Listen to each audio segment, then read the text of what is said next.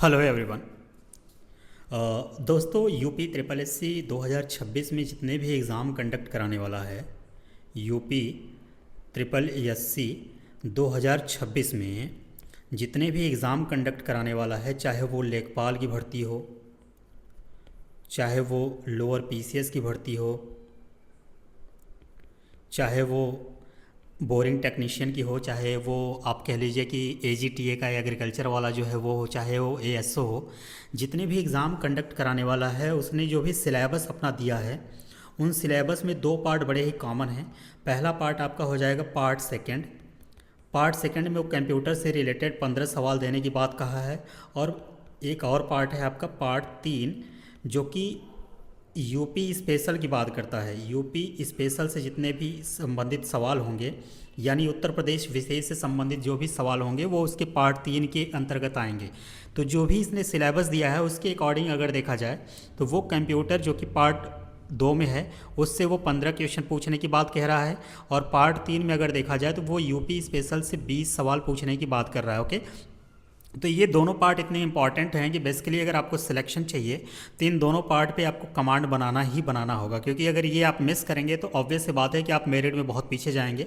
जो बच्चे मेहनत कर रहे हैं वो आपसे आगे निकलने की कोशिश ज़रूर करेंगे। ओके, तो जो यूपी स्पेशल वाला पार्ट है उसको मैं उसी के जो पीवाईक्यूज़ हैं, यानी कहने का मतलब है कि जो यूपी ट्रिपल एस सी ने जो 2015 से लगभग अभी तक जो भी पीवाईक्यूज़ पूछे हुए हैं, यानी जब से ये संस्था बनी है तब से लेके जितने भी इसने एग्ज़ाम कंडक्ट कराए हैं और उसमें उसने जितने भी यूपी स्पेशल यानी उत्तर प्रदेश से संबंधित सवाल बनाए हैं, उनके जितने भी पीवाईक्यूज़ हैं, ऑलमोस्ट ये पीवाईक्यूज़ की अगर बात किया जाए तो लगभग 300 सवाल आपको देखने को मिलेंगे। तो इन्हीं 300 सवालों को सॉल्व करने की जो सीरीज़ मैंने स्टार्ट किया है, उसमें आज ये जो लेक्चर आपके सामने मैं लेकर आया हूँ, ये लेक्चर 7 है।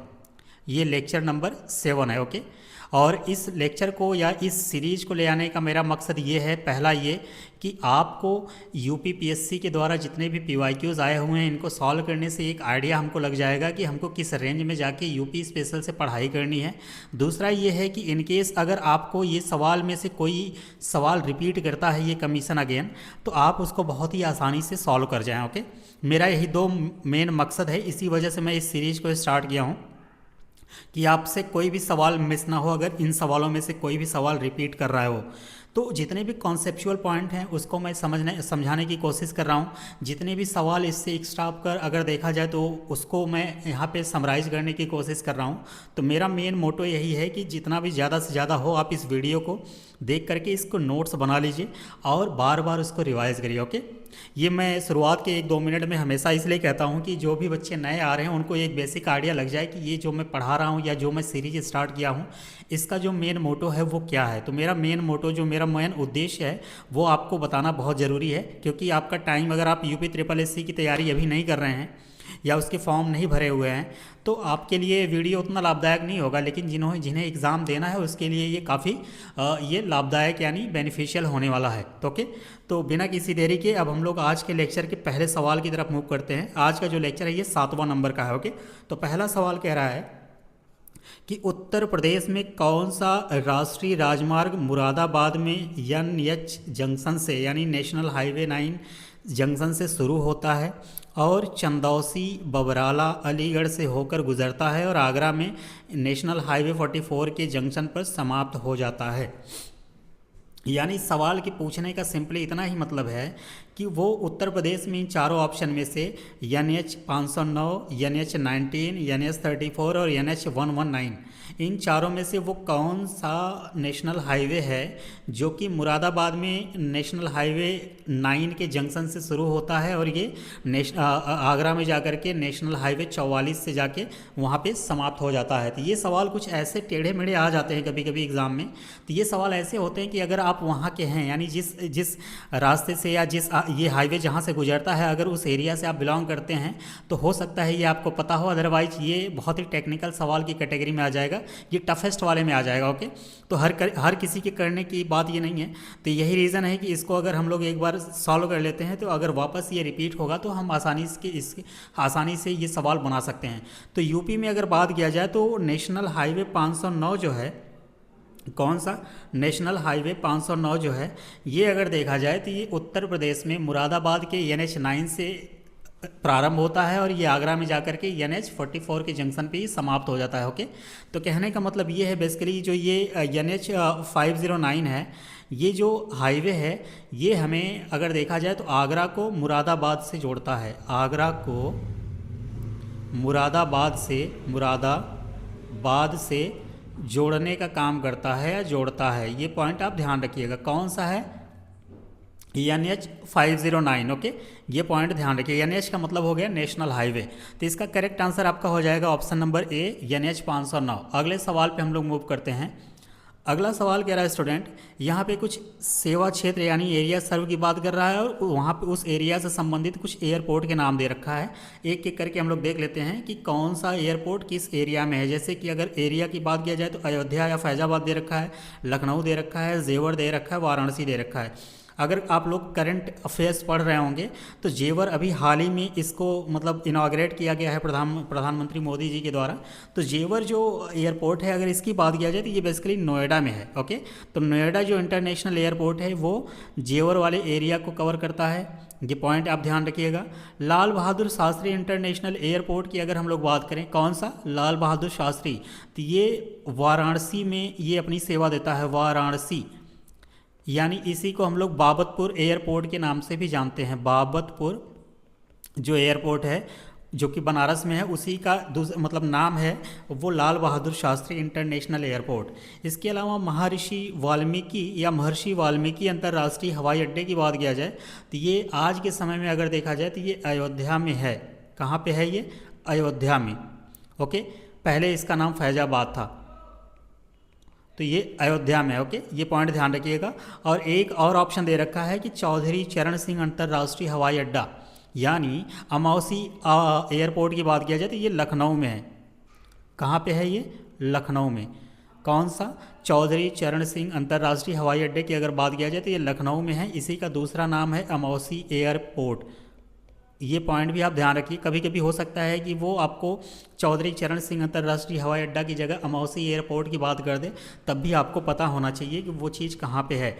मैं ये दोनों पॉइंट को हाईलाइट कर देता हूँ, ये बाबतपुर एयरपोर्ट वाले को और ये अमौसी एयरपोर्ट को, क्योंकि ये इनके दूसरे नाम हैं। इनको लोकल टर्म में बाबतपुर एयरपोर्ट या अमौसी एयरपोर्ट के नाम से जाना जाता है। तो हम लोग अब मिलाल कर लेते हैं सवाल पे। अगर नोएडा की बात किया जाए तो नोएडा कहाँ है, मतलब जेवर कहाँ है? ये नोएडा में है। तो सी को अगर 2 से मैच कराने की कोशिश करें, सी को 2 से, एक यहाँ पे है एक यहाँ पे है, यानी ए ऑप्शन चला गया आपका, ए सी ऑप्शन चला गया। और अयोध्या फैजाबाद की बात करें तो ये वाला तीसरे से मैच करा देते हैं, तो आपका करेक्ट आंसर बन के आ जाएगा ऑप्शन नंबर डी। तो 140 सवाल का जो करेक्ट आंसर आपका हो जाएगा ऑप्शन नंबर डी हो जाएगा। ये पॉइंट आप ध्यान रखिएगा। अगले सवाल पे हम लोग मूव करते हैं। अगला सवाल कह रहा है कि डैश दे के प्रमुख निर्यात केंद्रों को वाराणसी और प्रयागराज से होते हुए हल्दिया बंदरगाह से जोड़ता है। ओके, यानी इनमें से जो डैश है उसकी जगह क्या फिल किया जाएगा? पहला ऑप्शन कह रहा है कि नेशनल वाटरवेज 3। यहाँ पे जो NW का मतलब है इसका मतलब हो जाएगा नेशनल वाटरवेज। ओके, ये पॉइंट आप ध्यान रखिएगा। तो पहला ऑप्शन कह रहा है कि नेशनल वाटरवेज 3, ऑप्शन बी कह रहा है नेशनल वाटरवेज 1, ऑप्शन सी कह रहा है नेशनल वाटरवेज 2 और ऑप्शन डी कह रहा है नेशनल वाटरवेज 4। तो एक एक करके हम लोग देख लेते हैं। जो इसमें डैश दिया है तो जो नेशनल वाटरवेज 1 है, नेशनल यानी राष्ट्रीय जलमार्ग जो 1 है वो भारत का सबसे लंबा इंटरनल या आंतरिक जलमार्ग है। इसकी अगर टोटल लंबाई की बात किया जाए नेशनल वाटरवेज 1 की, तो ये लगभग 1620 किलोमीटर लंबा है। ये पॉइंट ध्यान रखिएगा। इसके अलावा ये पॉइंट भी आप ध्यान रखिएगा कि ये कहाँ से कहाँ तक इस रूट को मतलब ये रूट चलता है। तो इसकी बात अगर किया जाए तो बेसिकली ये अगर आज के समय में देखा जाए तो वाराणसी और प्रयागराज से ये होते हुए हल्दिया बंदरगाह तक जाता है। यानी कह लीजिए कि ये प्रयागराज से मूव करता है। यहाँ पे मैं चार्ट दे दिया हूँ, आप उसको देख लीजिएगा। नेशनल वाटरवेज 1 की अगर बात करें तो आपको ये मैप में ये वाला दिख रहा होगा, ये वाला जो एरिया दिख रहा है ना, यही आपका कहाँ है ये, अगर देखा जाए तो ये जाके नेशनल वाटरवेज 1 यही है। तो ये हल्दिया से इलाहाबाद तक ये मूव करता है। हल्दिया कहाँ है? वेस्ट बंगाल में। इलाहाबाद आप सभी लोग को पता है कि प्रयागराज वही है। तो लगभग 1620 किलोमीटर है। और कौन कौन से राज्य को ये कवर करता है? तो ये उत्तर प्रदेश को करता है, ये बिहार से गुजरता है, ये झारखंड से गुजरता है और ये फाइनली जा करके वेस्ट बंगाल तक जाता है। कौन सा? National waterway 1। और ये बना था 1986 में। लंबाई मैंने आपको बता दिया, प्रयागराज से होते हुए हल्दिया तक जाता है, यूपी, बिहार, झारखंड और वेस्ट बंगाल को ये कवर करता है। ये पॉइंट आप ध्यान रखिएगा। यहाँ पे थोड़ा सा और हम लोग समरी पढ़ लेते हैं, इसलिए पढ़ लेते हैं कि हो सकता है नेशनल वाटरवेज की जगह दूसरे वाटरवेज को इस बार पूछ ले। तो नेशनल वाटरवेज 2 की अगर हम लोग बात करें तो ये 1988 में बना था। इसकी टोटल लंबाई लगभग 891 किलोमीटर है। ये सदिया एक जगह है असम में, वहाँ से लेके असम में एक डुबरी जगह है, वहाँ पे इसको कवर करता है। तो ये अगर आप देखें मैप में, तो मैप में मैं यहाँ पे ये कलर दिखा रहा हूँ, ये वाला जो है ये आपका नेशनल वाटरवेज 2 है। ओके, ये पॉइंट ध्यान रखिएगा। किस नदी पे मूव करता है तो ये पॉइंट भी ध्यान रखिएगा कि ये ब्रह्मपुत्र नदी पर ये इसको बनाया गया है। और नेशनल वाटरवेज जो 1 है, नेशनल वाटरवेज 1 किसको बनाया गया है तो ये गंगा नदी पे बनाया गया है। ओके, तो ये रिवर भी आप ध्यान रखिएगा। और तीसरे वाटरवेज की अगर बात करें तो ये 1993 में बना था। इसकी टोटल लंबाई 205 किलोमीटर है। ये कोल्लम एक जगह है केरला में, और ये कोझिकोड जो है वो भी केरला में। तो बेसिकली ये केरला वाला ये जो पार्ट है आप ये वाला देख रहे हैं, ये नेशनल वाटरवेज 3 है, जो कि वेस्ट कोस्ट कैनाल के नाम से भी जाना जाता है। कोल्लम को कोट्टायापुरम से ये जोड़ता है। ओके, इसकी टोटल लंबाई 205 किलोमीटर है। एक पॉइंट और आप जान लीजिए कि नेशनल वाटरवेज 4 जो है, चौथा जो है वो 2008 में बना था। ये 1095 किलोमीटर के आसपास लगभग इसकी लंबाई है। ये काकीनाडा जो कि आंध्र प्रदेश में जगह है उसको पुदुचेरी से जोड़ता है। ओके, तो आपको यहाँ पे देख पा रहे होंगे ये वाला जो एरिया है, ये वाला जो रूट है, ये रूट क्या है, नेशनल वाटरवेज 4। ये किस नदी पे है अगर इसकी बात किया जाए तो ये गोदावरी, कृष्णा और कैनाल पे ये जुड़ा हुआ है। काकीनाडा को पुदुचेरी से जोड़ता है। ओके, इसके अलावा एक और है आपका, ये देख लीजिएगा, ब्राह्मणी डेल्टा कैनाल पे है, नेशनल वाटरवेज 5। इसकी टोटल लंबाई 588 किलोमीटर है। ओके, तो यहाँ पे एक एक करके हम लोगों ने 5 वाटरवेज को देखा है, और इन पांचों को आप एटलीस्ट ध्यान में रखिएगा। ओके, लेकिन यहाँ पे जो सवाल पूछा है, अब हम लोग सवाल पे आते हैं। सवाल ये कह रहा है कि नेशनल वाटरवेज वो कौन सा है जो कि वाराणसी और प्रयागराज से होते हुए हल्दिया बंदरगाह तक जाता है। तो मैंने अभी आपको बताया ये नेशनल वाटरवेज 1 है, यानी इसका ऑप्शन नंबर जो बी है वो करेक्ट हो जाएगा। इतना डिटेल में मैंने आपको समझाने की कोशिश किया, उम्मीद करता हूँ कि आपको समझ भी आया होगा, कोई कन्फ्यूजन नहीं होगा। अगर इसके बाद भी कोई कन्फ्यूजन है तो आप कमेंट में जाके जरूर कमेंट कीजिएगा, मैं उसको वापस से दोबारा समझाने की कोशिश करूँगा। ओके, अगले सवाल पे हम लोग मूव करते हैं। अगला सवाल कह रहा है बेसिकली कि उत्तर प्रदेश राज्य राजमार्ग प्राधिकरण का गठन किस वर्ष किया गया था। ये थोड़ा सा आपका स्टेटमेंट जो है, ये सवाल है, ये फैक्चुअल नेचर का है। इस पॉइंट को आप ध्यान रखिएगा और इसे कहीं ना कहीं आप नोट कर लीजिएगा। इसका इंग्लिश में अगर नाम देखा जाए तो ये कहना चाह रहा है Uttar Pradesh state highways authority जो है उसका गठन कब किया गया था। तो एक एक करके देख लेते हैं, 2001 में, 2004 में, 2013 में या 2017 में। तो इस अथॉरिटी की अगर बात किया जाए तो ये अथॉरिटी जो है वो 13 अगस्त 2004 को उत्तर प्रदेश मतलब यानी कहने का मतलब यूपी स्टेट हाईवे अथॉरिटी का जो गठन किया गया था वो 13 अगस्त 2004 को किया गया था। यानी इसका मतलब ये है कि इसका जो करेक्ट आंसर हो जाएगा ऑप्शन नंबर बी हो जाएगा। 2004 में Uttar Pradesh state highway authority का निर्माण किया गया था या गठन किया गया था। ओके, ये पॉइंट आप ध्यान रखिएगा। एक पॉइंट और यहाँ पे आप ध्यान रखिएगा कि जो ये अथॉरिटी होती है ना, इसको कौन हेड करता है, यानी इसकी अध्यक्षता कौन करता है। अध्यक्षता किसकी, Uttar Pradesh state highway authority की अध्यक्षता कौन करता है। तो इसकी अध्यक्षता मुख्यमंत्री साहब करते हैं उस राज्य के, यानी यूपी की बात हो रही है तो यूपी के मुख्यमंत्री जो महोदय हैं वो Uttar Pradesh state highways authority की जो है वो उसकी अध्यक्षता करते हैं सीएम साहब। ओके, ये पॉइंट अलग से आप ध्यान रखिएगा क्योंकि यहाँ पे सवाल पूछा नहीं है। हो सकता है अगले एग्जाम में आपको यही देखने को मिल जाए कि Uttar Pradesh state highway authority की अध्यक्षता कौन करता है, तो आपके मुख्यमंत्री साहब होते हैं। ये पॉइंट ध्यान रखिएगा। इसका करेक्ट आंसर आपका हो जाएगा ऑप्शन नंबर बी। अगले सवाल पर हम लोग चलते हैं। अगला सवाल कह रहा है कि उत्तर प्रदेश का सबसे बड़ा सौर ऊर्जा संयंत्र निम्नलिखित में से किस जिले में है। ओके, यानी यूपी में जो सबसे बड़ा सौर ऊर्जा संयंत्र है वो किस ज़िले में है, ये सवाल आपसे पूछा है। तो ये मथुरा में है या मिर्ज़ापुर में है या आगरा में है या गोरखपुर में है, 4 ऑप्शन में से पूछ रहा है। तो उत्तर प्रदेश में सबसे बड़ा जो सोलर एनर्जी प्लांट है बेसिकली अगर उसकी बात किया जाए तो वो मिर्ज़ापुर में है, यानी इसका करेक्ट आंसर आपका ऑप्शन नंबर बी हो जाएगा।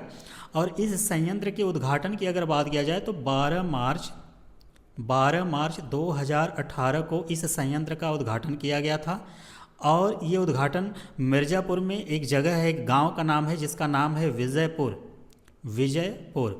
विजयपुर जो गांव है, ग्राम, वहाँ पे उसका उद्घाटन किया गया था। और किसके द्वारा इसका उद्घाटन किया गया था, अगर अब तो सवाल नहीं पूछेगा, ये सवाल बेसिकली 2023 में आया है और ये 2018 में इसका उद्घाटन हुआ है। तो मे भी शायद चांस हो कि पूछ ले, लेकिन ऐसा उम्मीद नहीं लग रहा कि ये सवाल वापस पूछेगा, लेकिन आप जान लीजिएगा। इसकी जो उद्घाटन किया गया था वो मोदी जी और जो फ्रांस के राष्ट्रपति हैं इमैनुअल मैक्रोन साहब, उनके द्वारा इसका उद्घाटन किया गया था। कहाँ पे किया गया था, तो विजयपुर गांव का नाम है। ये है कहाँ पे, तो ये मिर्ज़ापुर ज़िले में है, यूपी के ईस्टर्न यानी पूर्वांचल में पड़ता है ये मिर्ज़ापुर ज़िला। यहाँ पे 12 मार्च 2018 को इसका उद्घाटन किया गया था। ओके, तो इसका correct answer option number B हो जाएगा। अगले सवाल पे हम लोग चलते हैं। अगला सवाल कह रहा है कि उत्तर प्रदेश ने आईटी, टेक्सटाइल यानी वस्त्र की बात कर रहा है, हस्तशिल्प और गैर पारंपरिक ऊर्जा जैसे विभिन्न क्षेत्रों को पूरा करने के लिए राज्य में कितने SEZ विशेष आर्थिक क्षेत्र को मंजूरी दी है। SEZ का फुल फॉर्म अगर देखा जाए तो स्पेशल इकोनॉमिक जोन होता है। स्पेशल इकोनॉमिक जोन की बात कर रहा है। तो सवाल बेसिकली यही पूछ रहा है कि उत्तर प्रदेश गवर्नमेंट ने राज्य में आईटी, टेक्सटाइल या हस्तशिल्प या गैर पारंपरिक ऊर्जा जैसे विभिन्न क्षेत्रों को पूरा करने के लिए पूरे स्टेट में कितने स्पेशल इकोनॉमिक जोन को मंजूरी दी है। तो ये बेसिकली इसका करेक्ट आंसर हो जाएगा 31। ऑप्शन नंबर ए जो है इसका करेक्ट आंसर हो जाएगा। 31 को दिया था। ओके, ये पॉइंट ध्यान रखिएगा। अगले सवाल पे हम लोग मूव करते हैं। अगला सवाल कह रहा है कि उत्तर प्रदेश सरकार ने एक स्वायत्त संस्था के रूप में अतिरिक्त ऊर्जा स्रोत विभाग के अंतर्गत गैर पारंपरिक ऊर्जा विकास एजेंसी, जिसे हम लोग शॉर्टकट में नेडा बोलते हैं, नेडा की अगर हम लोग फुल फॉर्म जानें तो ये होता है new and renewable energy development agency. Okay, NEDA का फुल फॉर्म है आपका new and renewable energy development agency. तो सवाल ये पूछ रहा है कि नेडा का निर्माण कब किया गया था। ओके, नेडा के निर्माण की अगर हम लोग बात करें तो नेडा का जो गठन है, मैं यहाँ पे लिख दे रहा हूँ, इसके गठन की अगर बात करें कि इसको कब इस्टेब्लिश किया गया था, तो ये हुआ था आपका अप्रैल 1983 में। ये पॉइंट आप ध्यान रखिएगा। ये सवाल 2 बार पूछ रखा है, इसलिए मैं थोड़ा सा फोकस दे रहा हूँ। ओके, इस सवाल को यूपी SSS ने 2 एग्ज़ामों में, अलग अलग एग्ज़ामों में इसको पूछ रखा है। ओके, और ये जो नेडा है इसको यूपी नेडा के नाम से भी जाना जाता है। ये पॉइंट भी ध्यान रखिएगा। नेडा को यूपी नेडा के नाम से भी जाना जाता है। और इसके हेडक्वार्टर की अगर बात करें, इसका मुख्यालय कहाँ है, नेडा का मुख्यालय अगर पूछा जाए तो मुख्यालय इसका लखनऊ में है। कहाँ पे है, लखनऊ में। ये पॉइंट भी आप ध्यान रखिएगा। जितने पॉइंट मैं बता रहा हूँ आपको, उतना पॉइंट अगर आप समराइज़ करके लिखते जाएंगे और रिवाइज करते जाएंगे तो आपका ऑलमोस्ट लगभग यूपी स्पेशल से काम होता जाएगा। ओके, ये पॉइंट ध्यान रखिएगा। इसका करेक्ट आंसर आपका हो जाएगा अप्रैल 1983 किस ऑप्शन में है, इसका option number D. Option number D इस सवाल का करेक्ट आंसर हो जाएगा, ऑप्शन नंबर डी। ओके, अगले सवाल पे हम लोग मूव करते हैं। अगला सवाल कह रहा है कि निम्नलिखित में से कौन सा नाभिकीय शक्ति संयंत्र जो है वो उत्तर प्रदेश में स्थित है। यानी 4 ऑप्शन दे रखा है, कैगा, नरौरा, कलपक्कम और काकरापार। इन चारों में से पूछ रहा है कि वो कौन सा नाभिकीय न्यूक्लियर पावर प्लांट है वो यूपी में है। तो कैगा की अगर हम लोग बात करें, पहला ऑप्शन जो कह रहा है कैगा की अगर हम लोग बात करें तो ये कर्नाटक में है। कहाँ पे, कर्नाटका में। नरौरा की अगर हम लोग बात करें तो ये बुलंदशहर उत्तर प्रदेश में है। और यही आपका करेक्ट आंसर हो जाएगा क्योंकि उत्तर प्रदेश में पूछा हुआ है। ओके, कलपक्कम की अगर हम लोग बात करें तो ये तमिलनाडु में है। कहाँ पे है, तमिलनाडु में। ओके, ये तमिलनाडु में है। और काकरापार की बात करें तो ये आपका गुजरात में है। चारों ऑप्शन है, चारों ऑप्शन को मैं यहाँ पे बता दिया आपको। कैगा कर्नाटका में है, नरौरा उत्तर प्रदेश में है, कलपक्कम आपका तमिलनाडु में है, काकरापार आपका गुजरात में है। तो सवाल पूछा है कि यूपी में कौन सा है, तो ऑप्शन नंबर बी आपका करेक्ट हो जाएगा। नरौरा यूपी के एक जिला है, बुलंदशहर, वहाँ पे है। ओके, ये पॉइंट ध्यान रखिएगा। अगले सवाल पे चलते हैं। अगला सवाल कह रहा है कि उत्तर प्रदेश की कौन सी नदी भगवान राम की कथा से जुड़ी है और अयोध्या शहर से होकर बहती है। यानी सवाल के पूछने का मतलब सिंपली ये है कि अयोध्या शहर से होकर बहने वाली नदी का नाम बता दीजिए, आप आंसर तक पहुंच जाएंगे। तो अयोध्या शहर से अगर देखा जाए चारों ऑप्शन है। यमुना, यमुना की बात करें तो यमुना आपका बेसिकली ये है, ये आपका यहाँ से ऐसे मूव करता है और अयोध्या आपका है यहाँ पे। तो ये यहाँ पे आके गंगा से मिल जाता है कहाँ पे, प्रयागराज में। तो यमुना नदी तो नहीं होने वाला है। घाघरा की बात करें तो घाघरा को एक और नाम से जाना जाता है जिसे हम लोग बोलते हैं सरयू। अच्छा ओके, ये दे रखा है ओके। तो घाघरा की अगर बात किया जाए तो बेसिकली अगर घाघरा नदी आपका जो अयोध्या से बहती है, अगर ये देख रहे हैं घाघरा ये है, और घाघरा की एक सहायक नदी है सरयू यहाँ पे। तो इसी का जो सहायक नदी है ये बेसिकली सरयू जो है वो अयोध्या से होकर बहती है, यानी इसका करेक्ट आंसर आपका हो जाएगा ऑप्शन नंबर सी। जो सरयू नदी है वो अयोध्या से होकर बहती है। ओके, ये पॉइंट ध्यान रखिएगा। और यही जो है भगवान श्री राम की कथा से जुड़ी हुई है। और सरयू नदी है जो वो घाघरा नदी के नाम से भी जानी जाती है। यहाँ पे आप, मैं लिख दे रहा हूँ इसको सरयू। ओके, वही मैं बताना चाह रहा था, मैं कन्फ्यूजन में आ गया कि घाघरा और सरयू दोनों दे रखा है तो एक एक अलग करके, यानी सरयू जो है वो घाघरा नदी की सहायक नदी है। यानी आप देखेंगे तो घाघरा थोड़ी बड़ी है, सरयू उससे आके मिल जाती है, और ये दोनों जब मिल जाते हैं तो ये अयोध्या में आके आगे मूव कर जाते हैं। ओके, ये पॉइंट ध्यान रखिएगा। इसके अलावा अगर इसकी बात किया जाए तो ये तिब्बत के पठार से निकलती है, और जहाँ से निकलती है, जिस आइसबर्ग से निकलती है बेसिकली उसका नाम है मापचा चुंगो हिमनद। क्या नाम है? मापचा चुंगो हिमनद। ओके, इसी हिमनद से ये घाघरा नदी निकल कर आती है। कहाँ से निकलती है? तो तिब्बत के पठार से निकलती है। ये पॉइंट ध्यान रखिएगा। तो सरयू नदी इसका करेक्ट आंसर हो जाएगा, और ये अयोध्या शहर से होकर गुजरती है। ओके, अगले सवाल पे हम लोग मूव करते हैं।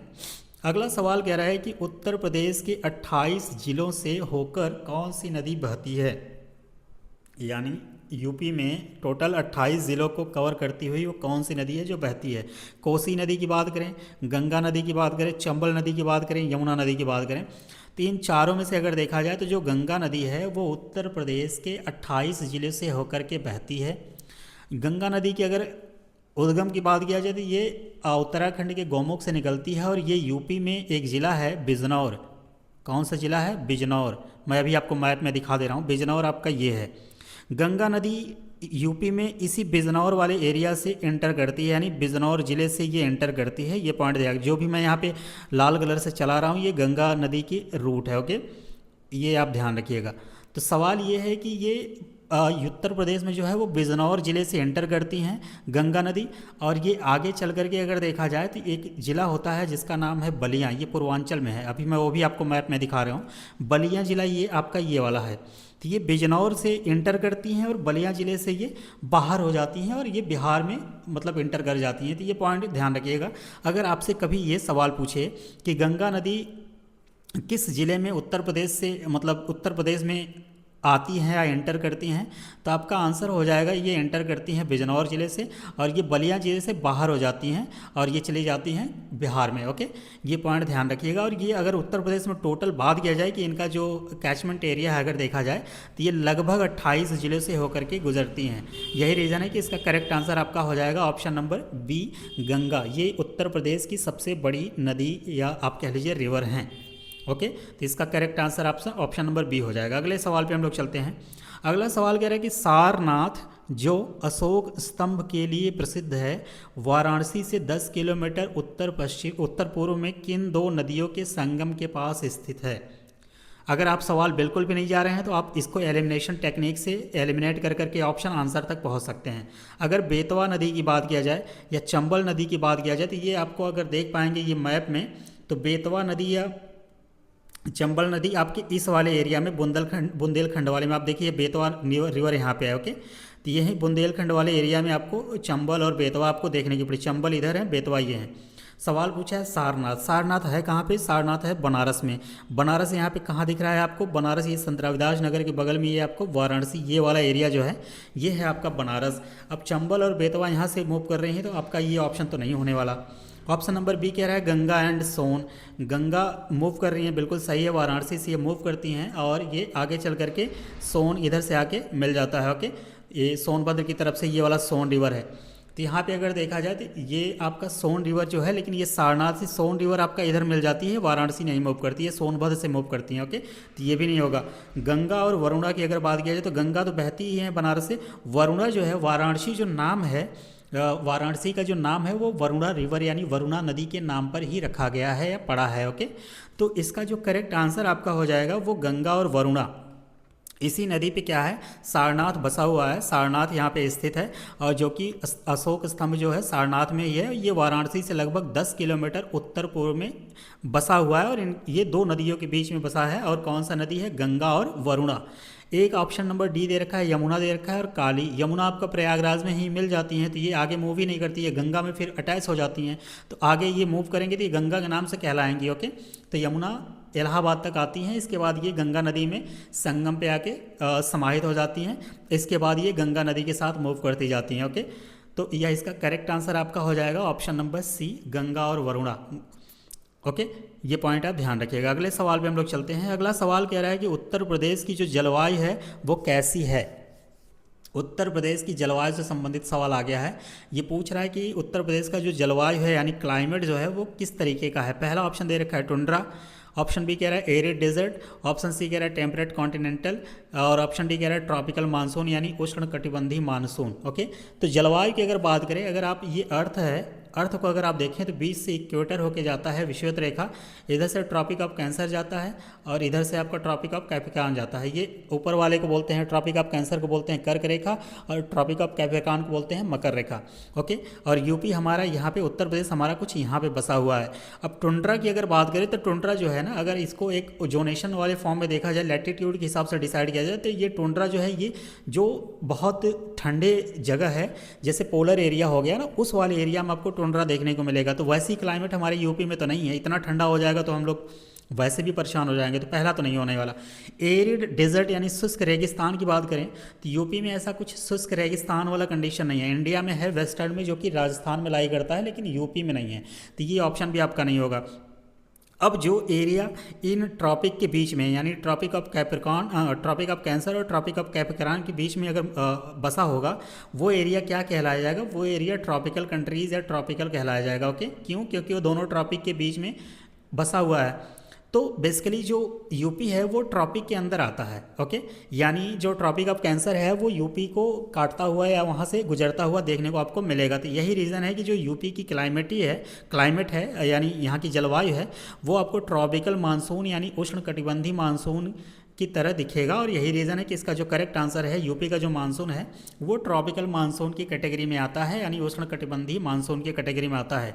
अगर इसी ट्रॉपिक के ऊपर वाला अगर आपको देखने को मिलता है ये वाला एरिया, तो ये वाला एरिया आपका हो जाता है टेम्परेट रीजन यानी समशीतोष्ण रीजन वाला, ट्रॉपिक से जो थोड़ा सा ठंडा होता, क्योंकि जो ट्रॉपिक है ना यहाँ पे समुद्र वर्टिकली हमेशा रहता है। ओके, तो ये पॉइंट है। इसका करेक्ट आंसर अगर आप देखेंगे तो इसका करेक्ट आंसर आपका हो जाएगा tropical monsoon, option number C इसका करेक्ट, माफ कीजिएगा ऑप्शन नंबर डी इसका करेक्ट आंसर हो जाएगा। यहीं पे 2 पॉइंट और ध्यान रख लीजिएगा आप लोग, मैं यहीं पे बता दे रहा हूँ। बड़े ही पॉपुलर 2 क्लाइमेटोलॉजिस्ट हैं यानी जलवायुविद हैं, उनमें से एक का नाम है आपका कोपेन।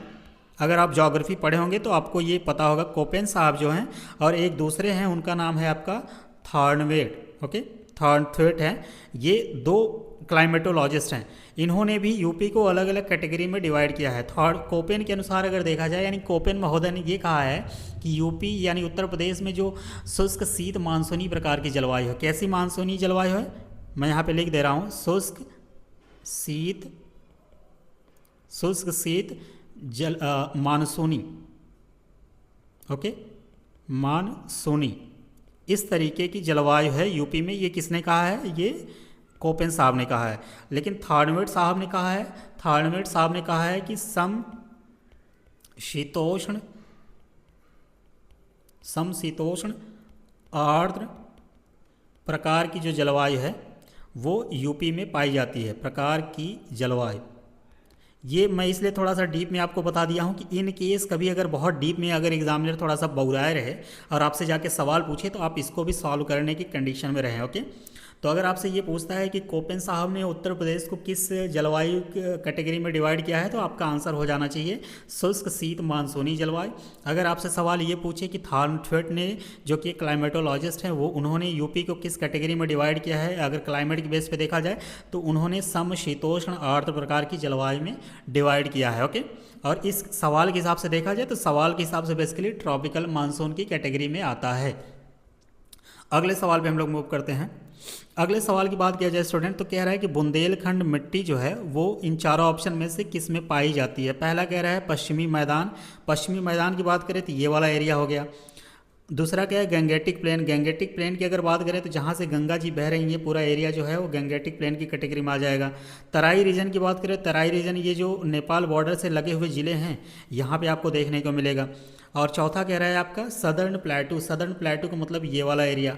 तो आप देखिए बुंदेलखंड एरिया जो है वो सदर्न वाले एरिया में ही तो है, यानी इस वाले एरिया को जो कहते हैं ये बुंदेलखंड ही रीजन तो कहा जाता है, जो कि काफ़ी ज़िले हैं, ललितपुर हो गया, झांसी, जालौन, हमीरपुर, महोबा, बांदा, चित्रकूट, ये सब एरिया जो आते हैं ये बुंदेलखंड वाले एरिया में आपको देखने को मिलेंगे।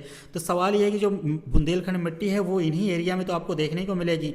तो वेस्टर्न मैदान वाला नहीं होगा, गैंगेटिक मैदान वाला नहीं होगा, तराई रीजन वाला नहीं होगा, आपका करेक्ट आंसर हो जाएगा सदर्न प्लेटू, यानी दक्षिणी पठार में आपको बुंदेलखंड की मिट्टी पाई जाएगी। तो इसका जो करेक्ट आंसर हो जाएगा ऑप्शन नंबर डी हो जाएगा।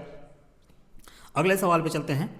अगला सवाल कह रहा है, अच्छा एक पॉइंट यहाँ पे और आप जान लीजिएगा कि जो बुंदेलखंड मिट्टी है इसको कुछ नामों से जाना जाता है। जैसे कि एग्जाम्पल के तौर पर मैं बताऊँ तो लाल मृदा, लाल मृदा के अलावा अगर देखा जाए तो इसको बोलते हैं परवा, इसको परवा की जगह कहीं कहीं पड़वा मिल जाता है इसको। ये वो पड़वा वाला नहीं जो भैंस का बच्चा होता है, ध्यान दीजिएगा, ये परवा एक तरीके की मिट्टी है। ओके, इसके अलावा आपका मार हो गया, या इसी को कहीं कहीं माड़ बोलते हैं। एक चावल वाले जो गीले पदार्थ बोलते हैं उसको भी माड़ बोलते हैं। थोड़ा सा मैं मजाक कर रहा हूँ बट आप सीरियस नहीं होइएगा, मेरे पॉइंट को समझने की कोशिश कीजिएगा। ओके, इसके अलावा आपको कहीं कहीं इसको राकर के नाम से जाना जाता है, राकर, या इसी को बोलते हैं राकड़। ओके, इसके अलावा अगर देखा जाए तो इसको भोंटा, भोंटा, भोंटा के नाम से भी जाना जाता है। अगर कभी सवाल पूछ ले कि भोंटा क्या है तो ये आप समझ जाइएगा कि जो बुंदेलखंड की मिट्टियाँ हैं उसी का एक नाम है, ये पॉइंट ध्यान रखिएगा। तो ये इतने जो इसके अन्य नाम है, ये पॉइंट मैं यहाँ पे लिख दे रहा हूँ कि इस बुंदेलखंड मिट्टी के जो अन्य नाम हैं वो हैं। ओके, क्या क्या, लाल मृदा हो गया, पड़वा हो गया, मार हो गया, राकर हो गया, भोंटा हो गया, ये सब हो गया। और बुंदेलखंड मिट्टी की अगर बात किया जाए कि ये किन जिलों में पाया जाता है, तो जैसे ये ललितपुर में पाया जाता है, ललितपुर के अलावा अगर देखा जाए तो ये झांसी में पाया जाएगा, जालौन में पाया जाएगा, हमीरपुर हो गया, महोबा हो गया, बांदा हो गया, चित्रकूट हो गया। कुछ कुछ अगर रीजन आप देखेंगे तो जो यहाँ पे प्रयागराज है उसके दक्षिणी भाग में अगर आप देखेंगे तो वो भी आपको देखने को मिलेगा। इसके अलावा सोनभद्र वाले एरिया में भी कुछ देखने को मिलेगा। बेसिकली जो ये वाला बेल्ट है ना, इस वाले बेल्ट में आपको ज़्यादातर बुंदेलखंड की मिट्टियाँ आपको देखने को मिलेंगी। उम्मीद करते हैं कोई कन्फ्यूजन नहीं होगा इस सवाल में। ओके, अगले सवाल पर हम लोग चलते हैं। अगला सवाल कह रहा है कि उत्तर प्रदेश में पाई जाने वाली राकर मिट्टी के बारे में निम्नलिखित में से कौन सा सही है। तो पहला कहा जा रहा है कि इसे पड़वा मिट्टी के नाम से भी जाना जाता है। राकर मिट्टी अभी हम लोगों ने देखा जिसका नाम था बुंदेलखंड, बुंदेलखंड मिट्टी। ओके, यानी बुंदेलखंड की जो मिट्टी अभी हम लोगों ने पिछले सवाल में देखा, उसी सवाल को राकर मिट्टी भी बोलते हैं, उसी मिट्टी को पड़वा मिट्टी भी बोलते हैं। तो पहला ये स्टेटमेंट तो सही है। ओके, इसके अलावा कह रहा है कि इट कंटेन्स 30% ऑफ एल्युमिनियम, ये बहुत ही स्पेसिफिक ऑप्शन हो गया है, यानी 33% कह दिया है, माफ़ कीजिएगा 30% का है। अगर यहाँ पे 29 होता, 28 होता तब भी ये सवाल ऑप्शन गलत हो जाता, अगर यहाँ पे 31-32 होता तब भी ये गलत हो जाता, क्योंकि यहाँ पे लगभग बोला होता तो शायद आप इसको करेक्ट हो सकते थे। तो ये स्टेटमेंट थोड़ा एक्सट्रीम है। ऑप्शन सी कह रहा है कि यहाँ पे तिल और चने जैसी फसलें उगाई जाती हैं, बिल्कुल सही बात है। क्यों? क्योंकि ये जो बुंदेलखंड की मिट्टी है ना थोड़ी कम उपजाऊ होती है। यहाँ पे अगर आप देखेंगे तो बहुत प्रॉपर तरीके से उपज नहीं होती, क्योंकि यहाँ पे एलुवियल सॉइल नहीं है, यानी दोमट मिट्टी आपको देखने को नहीं मिलती है। ओके, तो ये स्टेटमेंट भी बिल्कुल सही है। और ऑप्शन नंबर डी कह रहा है it contains 60% of silica. Silica का मतलब होता है कांच। ओके, बालू में अगर देखेंगे जो चमकता हुआ आपको दिखेगा ना वो सिलिका होता है बेसिकली। अगर इलाहाबाद वाले रीजन में आप देखेंगे तो यहाँ पे बहुत अच्छी सिलिका वाली जो बालू होती है वो आपको देखने को मिलेगी। तो इसमें कह रहा है कि ये 60% लगभग सिलिका होता है। ये भी काफ़ी एक्सट्रीम स्टेटमेंट दे दिया है, तो ये और ये गलत हो गया। ओके, अगर मेरे हिसाब से चलिए तो इसका जो करेक्ट आंसर हो जाएगा, इसका ए और सी दोनों ऑप्शन सही है। लेकिन जो आप कह लीजिए कि इसका करेक्ट स्टेटमेंट माना था, जो कमीशन ने माना है, वो ऑप्शन नंबर सी माना है, ऑप्शन नंबर सी को, यानी जो तिल और चने होते हैं यहाँ पे उगाए जाते हैं। बात बिल्कुल सही है, लेकिन ये भी स्टेटमेंट आपका बिल्कुल सही है कि इसे पड़वा मिट्टी के नाम से भी जाना जाता है। तो इसको मेरे हिसाब से इसका दो आंसर होना चाहिए, answer A and option C, ये दोनों आंसर इसके करेक्ट होने चाहिए। ओके, ये पॉइंट ध्यान रखिएगा। लेकिन जो कमीशन ने माना है, ये माना है, मैं वो भी पॉइंट आपको बता दिया। अगले सवाल पे हम लोग चलते हैं। अगला सवाल कह रहा है कि consider the following statement about turtle wild sanctuary, यानी कछुआ वन्य जीव अभयारण्य जो है उसके बारे में पूछ रहा है। तो कछुआ यानी टर्टल वाइल्ड सेंचुरी जो है, एक एक करके देख लेते हैं स्टेटमेंट क्या कहना चाह रहा है। पहला स्टेटमेंट कह रहा है कि यह उत्तर प्रदेश के वाराणसी जिले में स्थित है। ये बात बिल्कुल सही है। स्टेटमेंट बी कह रहा है कि यह देश का पहला मीठे पानी का कछुआ वन्य जीव अभयारण्य था। ओके, ये बात बिल्कुल सही है, तो ये बात भी बिल्कुल सही है। ऑप्शन सी कह रहा है कि कछुआ को आधे जले हुए मानव शवों को जैविक तरीके से हटाने के लिए छोड़ा गया था। ये बात भी बिल्कुल सही है। ऐसा क्यों? क्योंकि जो गंगा नदी है, गंगा नदी में अगर आप कभी बनारस गए होंगे तो कई घाट ऐसे हैं, जैसे एग्जांपल के तौर पे मणिकर्णिका घाट है, वहाँ पे जो मनुष्य के शव होते हैं उसको जलाया जाता है, उसको शवादाह गृह वहाँ पे देखेंगे, आपको देखने को मिलेगा। तो वहाँ पे क्या होता है कि जो हिंदू माइथोलॉजी है या हिंदू जो धर्म है उसके हिसाब से देखिए, जो मनुष्य की शरीर जल जाती है तो उसके कुछ पार्ट को जो कि नहीं जले होते हैं ना, उसी पार्ट को जो वहाँ के जलाने वाले लोग होते हैं उसको गंगा नदी में छोड़ देते हैं। और उससे क्या होगा कि अगर उसको कछुआ वहाँ पे नहीं छोड़िए जो कि उस पार्ट को खाता है, तो वहाँ पे गंदगी बहुत ज़्यादा हो जाएगी। वो आप अपनी श्रद्धा के अनुसार उसको गंगा नदी में उस डेड बॉडी के कुछ पार्ट को छोड़ देते हैं, जो कि वही कछुए जो होते हैं उसी मानव शव को जैविक तरीके से खाते हैं, यानी ऑर्गेनिकली वो खाते हैं उसको और वहाँ से उसको ख़त्म करते हैं। तो बेसिकली वो गंगा को क्लीन करने का भी काम करते हैं, और जो हिंदू धर्म है उसकी जो मान्यताएं हैं उसके हिसाब से जो क्रियाक्रम हो रहा है उसको भी एक तरीके से अगर देखा जाए तो लोग उसको भी करते हैं। तो वो दोनों तरीके से एक हिसाब से देखिए तो जायज़ हो जाता है। तो इसका जो करेक्ट आंसर हो जाएगा, ये तीनों स्टेटमेंट सही है, तो इसका ऑप्शन नंबर जो डी है वो आपका करेक्ट हो जाएगा, उपर्युक्त सही। ओके, ये पॉइंट आप ध्यान रखिएगा। अगले सवाल पे चलते हैं। अगला सवाल कह रहा है कि उत्तर प्रदेश में घड़ियाल के संरक्षण प्रयासों के लिए निम्नलिखित में से कौन सा अभयारण्य प्रसिद्ध है। ओके, तो पहला कह रहा है हस्तिनापुर वन्य जीव अभयारण्य, ऑप्शन बी कह रहा है राष्ट्रीय चंबल अभयारण्य, ऑप्शन सी कह रहा है कैमूर वन्य जीव अभयारण्य, ऑप्शन डी कह रहा है चंद्रप्रभा वाइल्ड लाइफ सेंचुरी। तो एक एक करके हम लोग देख लेते हैं। हस्तिनापुर की बात करें तो ये लगभग आपको लखीमपुर खीरी वाले एरिया में देखने को मिलेगा। यहाँ पे पूछा क्या है कि जो घड़ियाल हैं उसके संरक्षण के प्रयासों के लिए किस वाइल्ड लाइफ सेंचुरी का निर्माण किया गया है। तो इसका जो करेक्ट आंसर हो जाएगा उसका हो जाएगा आपका ऑप्शन नंबर बी, राष्ट्रीय चंबल जो अभयारण्य है वो बेसिकली घड़ियाल के संरक्षण के प्रयासों के लिए बनाया गया है। और ये राष्ट्रीय चंबल अभयारण्य बहुत ही फेमस है इसके लिए। और इस अभयारण्य की अगर बात किया जाए, राष्ट्रीय चंबल अभयारण्य ये जो है अगर देखा जाए तो ये राजस्थान के अलावा ये मध्य प्रदेश के अलावा अगर देखा जाए तो ये उत्तर प्रदेश की सीमा पर ये स्थित है। ओके, और राष्ट्रीय चंबल जो अभयारण्य है ये किस नदी पे है? तो ये चंबल नदी के किनारे है, चंबल नदी के किनारे है। ये पॉइंट भी आप ध्यान रखिएगा, चंबल नदी के किनारे है। कौन सा? चंबल राष्ट्रीय आप कह लीजिए अभयारण्य। ओके, ऑप्शन नंबर इसका बी सही हो जाएगा। जो कैमूर की अगर बात करें तो ये मिर्ज़ापुर वाले एरिया में है, थोड़ा सा बिहार वाले पार्ट को ले लीजिए, जो कि रोहतास वाला जो एरिया है, रोहतास ज़िला जो है उस वाले एरिया में आपको कैमूर के पठार दिखेंगे।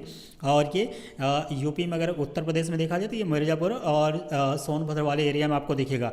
चंद्रप्रभा वाइल्ड लाइफ सेंचुरी की बात करें तो ये चंदौली में है। अभी आगे इससे संबंधित सवाल आएगा, मैं आपको बताऊँगा। ओके, इसका करेक्ट आंसर हो जाएगा ऑप्शन नंबर बी। अगले सवाल पे हम लोग चलते हैं। अगला सवाल कह रहा है कि गोंडा एक ज़िला है उत्तर प्रदेश में, गोंडा में वन विभाग ने निम्नलिखित में से किस नदी पर कछुआ संरक्षण रिजर्व स्थापित करने की योजना बनाई है। अब गोंडा देखिए, ये सवाल थोड़ा सा स्पेसिफिक कर दिया है। ओके, क्यों? क्योंकि इन चारों ऑप्शन में जैसे बेतवा हो गया, केन हो गया, सरजू हो गया, सरयू हो गया, इन चारों ऑप्शन में से बेसिकली वो ऑप्शन हमें चूज करना है जो कि गोंडा से या गोंडा जिला से होते हुए बह रहा हो। तो चंबल, अगर बेतवा की बात करें तो बेतवा बहता है? नहीं बहता। क्यों? क्योंकि बेतवा ललितपुर और झांसी वाले एरिया में बहता है, तो ऑप्शन नंबर ए तो वैसे भी नहीं होगा, क्योंकि बात गोंडा की हो रही है। ये बह कहाँ रहा है? ललितपुर और झांसी वाले एरिया में। केन की बात करें तो केन भी नहीं होगा। सरजू की बात करें तो सरजू हो सकता है, सरयू की बात करें तो सरयू भी हो सकता है। लेकिन सवाल ये है कि सरयू को घाघरा के नाम से भी जाना जाता है। ओके। और जो ये पर्टिकुलर कछुआ रिजर्व की बात हो रही है, कछुआ संरक्षण रिजर्व स्थापित करने की, ये सरजू रिवर पे हो रहा है। सरजू क्या है? सरजू घाघरा का ही एक सहायक नदी है। इसी की सहायक नदी कौन सी है? आपकी सरजू है। नाम में थोड़ा कन्फ्यूजन हो रहा होगा, लेकिन मैं आपको डिटेल बता देता हूँ। जैसे सरयू जो नदी है, ऑप्शन नंबर डी वाला, इसे घाघरा के नाम से भी जाना जाता है। लेकिन जो ये ऑप्शन नंबर सी में दे रखा है, ये बेसिकली अगर देखा जाए तो ये सहायक नदी है किसकी? सरयू या घाघरा की। तो ओके। और ये जो कछुआ संरक्षण रिजर्व हो रहा है, ये सरजू नदी पे ही बन रहा है। तो इसका करेक्ट आंसर आपका हो जाएगा ऑप्शन नंबर सी। ओके। तो उत्तर प्रदेश के गोंडा जिले में देखा जाए तो सरजू नदी पे कछुआ संरक्षण रिजर्व स्थापित करने की योजना हो रही है। बाकी मैंने आपको बता ही दिया कि सरजू जो नदी है, ये घाघरा या सरयू नदी की सहायक नदी है। ये पॉइंट भी आप ध्यान रखिएगा। ऑप्शन नंबर इसका सी करेक्ट हो जाएगा। अगले सवाल पे चलते हैं। अगला सवाल कह रहा है कि उत्तर प्रदेश में किस वन्य जीव अभयारण्य का नाम एक नदी के नाम पर रखा गया है, जिसका अर्थ है चंद्रमा की चमक? ओके। सवाल क्या कह रहा है कि इन चारों ऑप्शन में से, जैसे चंद्रप्रभा वन्य जीव अभयारण्य हो गया, नवाबगंज पक्षी अभयारण्य हो गया, दुधवा राष्ट्रीय उद्यान हो गया, या कछुआ वन्य जीव अभयारण्य हो गया, इन चारों में से वो कह रहा है कि उत्तर प्रदेश में वो कौन सा वन्य जीव अभयारण्य है जिसका नाम एक नदी के नाम पे रखा गया है और उसका अर्थ होता है चंद्रमा की चमक? तो नवाबगंज होता है? ऐसा कुछ नहीं लग रहा है। दुधवा होता है? ऐसा कुछ नहीं लग रहा है। टर्टल कछुआ वाला होता है? नहीं। चंद्रप्रभा, चंद्रप्रभा क्या है? यानी चंद्रमा की चमक। और चंद्रप्रभा एक नदी का नाम है, और ये चंद्रप्रभा जो वाइल्ड लाइफ सेंचुरी है, ये चंद्रमा की चमक का अर्थ व्यक्त कर रहा है। यही रीजन है कि इसका करेक्ट आंसर आपका ऑप्शन नंबर ए हो जाएगा। ये पॉइंट ध्यान रखिएगा। ओके। तो इसका करेक्ट आंसर आपका ऑप्शन नंबर ए हो जाएगा, चंद्रप्रभा वन्यजीव अभयारण्य। ये कहाँ पे है? तो ये अगर देखा जाए तो ये यूपी के चंदौली ज़िले में है। चंदौली ज़िला ये कहाँ पड़ता है? तो ये पूर्वांचल के ईस्टर्न वाले पार्ट में आपको देखने को मिलेगा। बलियाँ जो गंगा जी बिहार में समाई होती है ना, उसी से थोड़ा सा पीछे जस्ट आप देखेंगे और वेस्टर्न साइड तो आपको चंदौली ज़िला दिख जाएगा। ओके। अगले सवालों पे हम लोग मूव करते हैं। अगला सवाल कह रहा है कि किस वर्ष किशनपुर वन्य जीव अभयारण्य जो है उसको वन्य जीव संरक्षण अधिनियम के तहत वन्य जीव अभयारण्य घोषित किया गया था? यानी जो किशनपुर वाइल्ड लाइफ सेंचुरी है उसको किस साल वन्य जीव अभयारण्य घोषित किया गया था? मेन सवाल यही है। 1991 में, 1985 में, 1956 में, 1972 में। अगर किशनपुर वन्य जीव अभयारण्य की बात किया जाए तो ये 1972 में, यानी ऑप्शन नंबर जो डी है, इसी साल इसको वाइल्ड लाइफ सेंचुरी के रूप में घोषित किया गया था। बड़ा ही फैक्चुअल सवाल है, इस पॉइंट को आप ध्यान रखिएगा। अगले सवाल पे चलते हैं। अगला सवाल कह रहा है कि वीर अब्दुल हमीद फॉरेस्ट वन्य जीव एवं पर्यावरण संरक्षण जो पुरस्कार है, ये योजना किस वर्ष शुरू की गई थी? ओके। सवाल क्या कह रहा है? वीर अब्दुल हमीद फॉरेस्ट वन्य जीव एवं पर्यावरण संरक्षण पुरस्कार योजना, यानी कहने का मतलब ये है कि जो ये पुरस्कार योजना है ये किस वर्ष शुरू की गई थी? तो ये योजना अगर देखा जाए तो ये 2012-13 में इसको प्रारंभ किया गया था। ओके। 2012-13 में, यानी इसका करेक्ट आंसर आपका हो जाएगा ऑप्शन नंबर बी। और इस पुरस्कार योजना को अगर देखा जाए तो इसको आरंभ करने का जो मेन उद्देश्य क्या था, इसको उद्देश्य की अगर हम लोग बात करें कि इस पुरस्कार को किस उद्देश्य से मतलब लॉन्च किया गया था, तो बेसिकली जो समाज में वाइल्ड लाइफ फॉरेस्ट है या वाइल्ड लाइफ है उसके संरक्षण की भावना को जागृत करने के लिए इस पुरस्कार को शुरुआत की गई थी। ओके। अगले सवाल पे इसका करेक्ट, हाँ ठीक है। अगले सवाल पे चलते हैं। अगला सवाल कह रहा है कि निम्नलिखित में से किस जानवर की रक्षा के लिए हस्तिनापुर वाइल्ड लाइफ सेंचुरी, कौन सी हस्तिनापुर वाइल्ड लाइफ सेंचुरी की स्थापना की गई थी? कब? 1986 में। पहला कह रहे हैं, यानी कहने का मतलब जो चार ऑप्शन दे रखा है इनमें से जो हस्तिनापुर वाइल्ड लाइफ सेंचुरी है जिसकी स्थापना 1986 में की गई थी, किसके प्रोटेक्शन की बात कर रहा है? पहला ऑप्शन कह रहा है जंगली भैंस, ऑप्शन बी कह रहा है दलदल हिरण, ऑप्शन सी कह रहा है लाल पांडा, ऑप्शन डी कह रहा है बाघ यानी टाइगर। तो हस्तिनापुर जो वाइल्ड लाइफ सेंचुरी है ये पहले है कहाँ? तो ये है आपका मेरठ ज़िला में। मेरठ में है। लेकिन अगर आज के समय में देखें तो इसका काफ़ी विस्तार हो गया है, इसको और ज़्यादा एक्सटेंड कर दिया गया है। तो कहाँ कहाँ है आज के समय में, तो गाज़ियाबाद हो गया, बिजनौर हो गया, अमरोहा हो गया, जिसे हम लोग ज्योतिबा फुले नगर के नाम से भी जानते हैं, वहाँ तक इसको एक्सटेंड कर दिया गया है। और ये मेरठ में है basically Hastinapur wild life sanctuary. और जब इसे 1986 में बनाया गया था तो इसको बनाने का मेन रीज़न ये था कि इसका जो टारगेट था वो था दलदल हिरण जो है उसके संरक्षण की। इसी दलदल हिरण को क्या बोलते हैं, बारहसिंघा। बारहसिंघा के नाम से भी दलदल हिरण को जाना जाता है। तो हस्तिनापुर वाइल्ड लाइफ सेंचुरी जो है वो दलदल हिरण के प्रोटेक्शन के लिए 1986 में बनाया गया था। अगले सवाल पे चलते हैं। अगला सवाल कह रहा है कि दुधवा राष्ट्रीय उद्यान उत्तर प्रदेश के निम्नलिखित में से किस जनपद में अवस्थित है। दुधवा राष्ट्रीय उद्यान यानी दुधवा नेशनल पार्क की अगर बात करें तो ये यूपी में सीतापुर में है, नहीं, लखीमपुर खीरी में है। बिल्कुल करेक्ट आंसर आपका यही हो जाएगा कि दुधवा राष्ट्रीय उद्यान जो है वो लखीमपुर खीरी में है।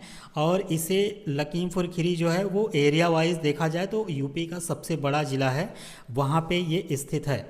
और दुधवा टाइगर रिजर्व की अगर बात करें तो ये जो दुधवा टाइगर रिजर्व है ये दो नदियों के मुहाने पे यानी उनके बीच में है। कौन कौन सा, एक है आपका मोहना नदी और दूसरा आपका है सुहेला रिवर, सुहेला। इन दोनों नदियों के बीच में दुधवा वाइल्ड लाइफ सेंचुरी है। इसके अलावा अगर हम लोग इसकी बात करें तो जो ये 1987 में इसको टाइगर रिजर्व के रूप में घोषित किया गया था, दुधवा राष्ट्रीय उद्यान को दो वाइल्ड लाइफ सेंचुरी मिला करके, एक है आपका किशनपुर अभयारण्य,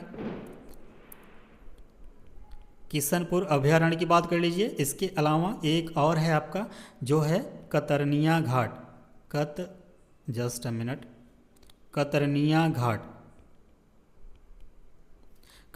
घाट अभयारण्य को, इन दोनों के मिला करके इसको 1987 में से एक टाइगर रिजर्व के रूप में घोषित किया गया था। किसके रूप में, टाइगर रिजर्व के रूप में इसको घोषित किया गया था। किसको, दुधवा राष्ट्रीय उद्यान को जो है।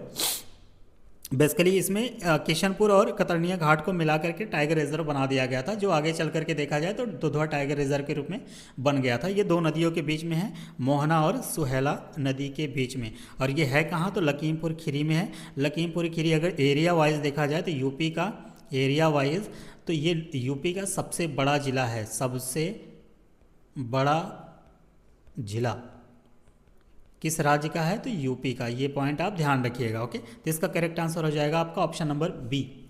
अगले सवाल पे चलते हैं। अगला सवाल कह रहा है कि निम्नलिखित में से कौन सा पक्षी अभयारण्य उत्तर प्रदेश में स्थित है। ओके, तो एक एक करके देख लेते हैं। समसपुर की बात करें तो समसपुर कहाँ पे स्थित होगा, तो समसपुर जो है वो यूपी में है, बात सही है। वेदांथंगल पक्षी अभयारण्य की अगर हम लोग बात करें तो ये कहाँ पे है, आपका तमिलनाडु में है। मैं शॉर्टकट लिख रहा हूँ, आप समझ आइएगा। घाट प्रभा पक्षी अभयारण्य की बात करें ये कहाँ पे है, तो ये कर्नाटका में है, कर्नाटका में। और जायकवाड़ी पक्षी अभयारण्य की बात करें तो ये कहाँ पे है, ये महाराष्ट्र में है। ओके, तो अलग अलग है। तो ये पूछा क्या है कि यूपी में कौन सा स्थित है, तो इसका करेक्ट आंसर आपका हो जाएगा option number A. Option number जो ए है समसपुर पक्षी अभयारण्य, ये यूपी में आपको देखने को मिलेगा, समसपुर पक्षी अभयारण्य। ओके, ये पॉइंट आप ध्यान रखिएगा। यहाँ पे देखिए ढेर सारे मैं एक चार्ट आपको दे दिया हूँ, जैसे कि लाख बहोसी बर्ड सेंचुरी जो है वो कहाँ पे है, कन्नौज में है। सांडी जो है वो हरदोई में है। शहीद चंद्रशेखर आज़ाद की बात करें तो ये उन्नाव में है। पार्वती अर्गा की बात करें तो ये आपका गोंडा में है। बखीरा की बात करें, बखीरा ये संत कबीर नगर में है। बलिया में है एक आपका जयप्रकाश नारायण, जिसे सुरहा ताल बर्ड सेंचुरी के नाम से जाना जाता है। प्रतापगढ़ में देखें तो doctor Bhimrao Ambedkar bird sanctuary है। रायबरेली की बात करें तो ये समनपुर या समसपुर बर्ड सेंचुरी की बात कर लें। महोबा में बात करें तो विजय सागर बर्ड सेंचुरी हो जाए। विजय सागर कहाँ पे है, ये महोबा में है। समन बर्ड सेंचुरी की अगर हम लोग बात करें तो ये मैनपुरी में है। और पटना बर्ड सेंचुरी की बात करें तो ये इटावा में है। सुर सरोवर की बात करें तो ये आगरा में देखने को मिलेगा। और आपका ये ओखला की बात करें तो ये गुड़गांव यानी गौतम बुद्ध नगर में आप देखेंगे तो वहाँ पे आपको देखने को मिलेगा। तो ढेर सारे वाइल्ड लाइफ सेंचुरी हैं यूपी में। हो सके तो आप एक चार्ट बना लीजिएगा, उस चार्ट में आप इस तरीके का बना लीजिएगा कि बर्ड सेंचुरी के नाम लिख लीजिए या वाइल्ड सेंचुरी के नाम, और ये यहाँ पे डिस्ट्रिक्ट के नाम जरूर लिखिएगा, डिस्ट्रिक्ट। क्यों? क्योंकि कभी कभी वो मैच कराने को दे देता है डिस्ट्रिक्ट वाइज, तो ये पॉइंट आप ध्यान रखिएगा। ऐसे करके आप चार्ट बना लीजिएगा। ओके, अगले सवाल पे हम लोग मूव करते हैं। अगला सवाल कह रहा है स्टूडेंट कि डैश देके कि मुख्य रूप से मिर्ज़ापुर और सोनभद्र जिलों में पाया जाने वाला या पाया जाता है जो सीमेंट के निर्माण में एक महत्वपूर्ण कच्चा माल है, कौन कौन सा है? पहला कह रहा है ओकरा यानी गेरुआ, ऑप्शन बी कह रहा है रॉक फॉस्फेट, ऑप्शन सी कह रहा है लाइम स्टोन यानी चूना पत्थर, ऑप्शन डी कह रहा है सिल्मेनाइट, ऑप्शन डी कह रहा है कोई नहीं। ओके, तो सवाल ये है कि यहाँ पे डैश कर जो गैप दिया है इसको भरना है। तो पहला अगर देखा जाए तो मुख्य रूप से मिर्ज़ापुर और सोनभद्र जिलों में पाया जाता है जो कि सीमेंट निर्माण में एक महत्वपूर्ण कच्चा माल है यानी रॉ मटेरियल है। तो इसका जो करेक्ट आंसर हो जाएगा आपका रॉ मटेरियल लाइम स्टोन यानी चूना पत्थर जो है वो सीमेंट निर्माण में बहुत ज़्यादा उपयोग किया जाता है। ओके, कौन सा? चूना पत्थर, option number C limestone. Mirzapur में अगर देखा जाए तो एक चुनार जगह है, बहुत ज़्यादा फेमस है। सोनभद्र में अगर देखा जाए तो एक जगह है चुर्क, एक है अब ढल्ला। तो ये दोनों जो जगह है ये बेसिकली यहाँ पे चूना पत्थर का उपयोग किया जाता है। क्यों? क्योंकि सीमेंट बनाना होता है। ये जो जगहें हैं मिर्ज़ापुर और चुनार या चुर्क या डाला, ये सीमेंट के लिए काफ़ी फेमस है। ओके, और इसमें रॉ मटेरियल जो यूज किया जाता है वो चूना पत्थर के रूप में यूज किया जाता है। तो इसका करेक्ट आंसर हो जाएगा ऑप्शन नंबर सी। अगले सवाल पे चलते हैं। अगला सवाल कह रहा है कि निम्नलिखित में से कौन सा शहर एल्युमिनियम के उत्पादन के लिए प्रमुख केंद्र है? एल्युमिनियम की बात करें तो यूपी में एक जगह है जिसका नाम है हिंडाल्को। क्या नाम है? हिंडाल्को एक इंडस्ट्री है कह लीजिए। ये आदित्य बिरला ग्रुप की एक इंडस्ट्री है बेसिकली, हिंडाल्को इंडस्ट्री। यहाँ पे है ये, और कहाँ पे है ये बेसिकली? तो ये रेणुकूट में है, यानी ऑप्शन बी जो है रेणुकूट में ये जगह है कि हिंडाल्को। हिंडाल्को को अगर देखा जाए तो 1962 में इसको स्थापना इसकी की गई थी। और रेणुकूट शहर कहाँ है? तो ये सोनभद्र में ही है। ये पॉइंट आप ध्यान रखिएगा, ये सोनभद्र में है। तो रेणुकूट में ही एल्युमिनियम काफ़ी फेमस है, तो इस वजह से इसका करेक्ट आंसर आपका हो जाएगा रेणुकूट, यानी ऑप्शन नंबर बी। यहीं पे ये हिंडाल्को होने की वजह से ये काफ़ी फेमस है। ओके, ये पॉइंट आप ध्यान रखिएगा। तो पूछा क्या है कि कौन सा शहर जो है एल्युमिनियम के उत्पादन के लिए प्रमुख केंद्र है, तो आपका ऑप्शन नंबर बी हो जाएगा रेणुकूट। अगले सवाल पर चलते हैं। अगला सवाल कह रहा है कि उत्तर प्रदेश में शंकरगढ़ क्षेत्र, शंकरगढ़ क्षेत्र कहाँ पे है? तो ये प्रयागराज वाले रीजन में आपको देखने को मिलेगा। प्रयागराज का जो क्षेत्र है बेसिकली जो जिला है उसमें एक जगह क्षेत्र है शंकरगढ़ क्षेत्र। तो सवाल क्या कह रहा है? उत्तर प्रदेश में शंकरगढ़ क्षेत्र अपने किन उच्च गुणवत्ता वाले निक्षेपों के लिए प्रसिद्ध है? ओके, यानी जो डिपॉजिट वहाँ पे हैं वो किसके लिए है? तो पहला कह रहा है सिलिका सैंड, ऑप्शन बी कह रहा है रॉक फॉस्फेट, ऑप्शन सी कह रहा है आयरन और, ऑप्शन डी कह रहा है कोयला। एक एक करके हम लोग एलिमिनेट करने की कोशिश करते हैं, ऑटोमेटिक आंसर आ जाएगा। तो उत्तर प्रदेश का जो शंकरगढ़ क्षेत्र है अगर उसकी बात किया जाए ना तो वहाँ पे बालू बड़े ही उच्च क्वालिटी के मिलते हैं। क्या? सैंड जो बड़े हाई क्वालिटी के मिलते हैं उसमें क्या होता है सिलिका आपको बहुत ज़्यादा देखने को मिलती है। सिलिका मतलब बेसिकली अगर हिंदी में कहें तो कांच बोलते हैं इसको, यानी ऐसी बालू जिसमें कांच की मात्रा बहुत ज़्यादा आपको देखने को मिलेगी। तो ऐसे जो सिलिका सैंड हैं ये आपको शंकरगढ़ वाले एरिया में काफ़ी देखने को मिलेंगे। यही रीज़न है कि इसका जो करेक्ट आंसर आपका हो जाएगा ऑप्शन नंबर ए हो जाएगा। सिलिका सैंड जो है वो शंकरगढ़ क्षेत्र में काफ़ी उच्च मात्रा में देखने को मिलता है। ओके, रॉक फॉस्फेट की अगर हम लोग बात करें, रॉक फॉस्फेट जो है अगर आपको देखा जाए तो ये ललितपुर वाले एरिया में मिलेगा। ललितपुर जो कि झांसी से सटा हुआ एरिया था आपको देखने को मिलेगा। ललितपुर ही वो ज़िला है यूपी का जो तीनों तरफ से मध्य प्रदेश से घिरा हुआ है। अगर कोयले की बात किया जाए तो ये सोनभद्र में आपको ज़्यादा देखने को मिलेगा, सोनभद्र में। और आयरन ओर की बात किया जाए तो आयरन ओर बहुतायत रूप से ये झारखंड में आपको देखने को मिलेगा, छत्तीसगढ़ में देखने को मिलेगा। ये यूपी में इसके उतने रिजर्व आपको नहीं देखने को मिलेंगे। तो इसका करेक्ट आंसर आपका हो जाएगा ऑप्शन नंबर ए। सिलिका रेत जो है वो शंकरगढ़ क्षेत्र में काफ़ी बहुतायत मात्रा से मिलता है और यही रीज़न है कि शंकरगढ़ जो क्षेत्र है वो काफ़ी प्रसिद्ध है इसी के लिए। ओके, अगले सवाल पर हम लोग चलते हैं। अगला सवाल कह रहा है कि उत्तर प्रदेश के किस शहर को सिरेमिक सिटी कहा जाता है? लखनऊ, मुरादाबाद, प्रयागराज, खुर्जा। इसका बहुत ही फेवरेट आंसर है खुर्जा। इसका करेक्ट आंसर आपका खुर्जा हो जाएगा। और खुर्जा है कहाँ? तो यूपी का एक शहर है, मतलब एक ज़िला है जिसका नाम है बुलंदशहर।